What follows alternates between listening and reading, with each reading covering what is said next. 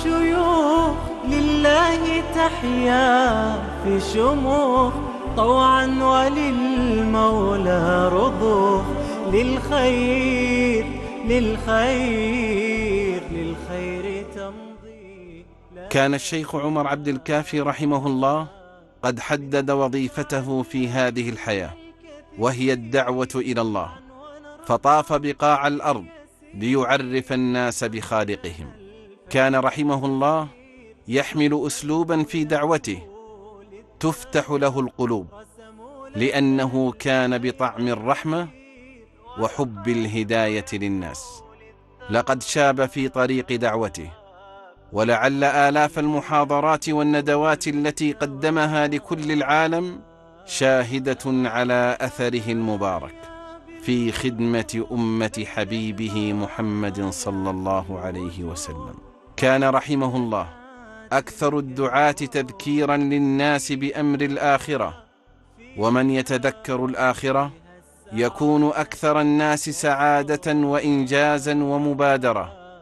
وها هي الحياة تقف أمام من كان يذكر الناس بهذا الموقف. اللهم هذا عبدك عمر بين يديك، اللهم أكرم مثواه وأقبل إليه وأنت راض عنه يا رحمن.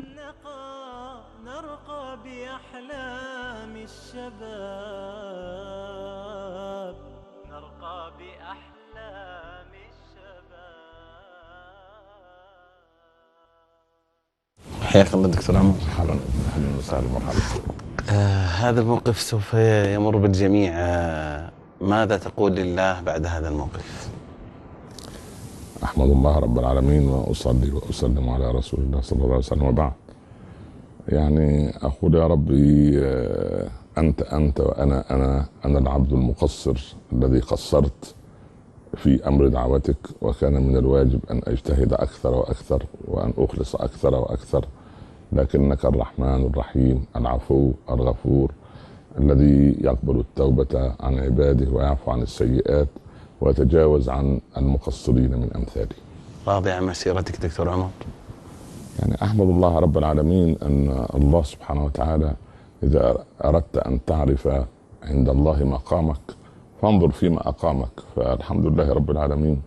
يعني أزعم أنني أو يعني أعتبر نفسي حجرا في بناء الدعوة الإسلامية، أو ذرة رمل أعانت بعض الناس على سلوك طريق الهداية. فالحمد لله رب العالمين.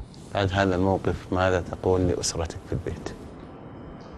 والله أقول لهم يعني كل من عليها فان ولا يبقى إلا وجه ربك ذو الجلال والإكرام، وكل يعني كل سوف يخدم ويخطو خطوات نحو الله سبحانه وتعالى. عسى الله أن يختم للجميع بالصالحات.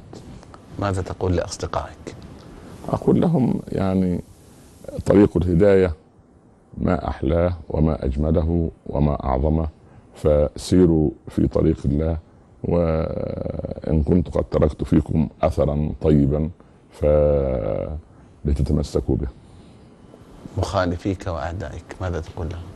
أقول يعني الله سبحانه وتعالى هو العفو، وأنتم ربما رأيتم في أشياء كنتم من الشانئين علي فيها، فإن كان ما قلتم عني صدقا فليغفر الله لي، وإن كان غير ذلك فليغفر الله لكم. جزاك الله خير. شكرا دكتور. الله فيك.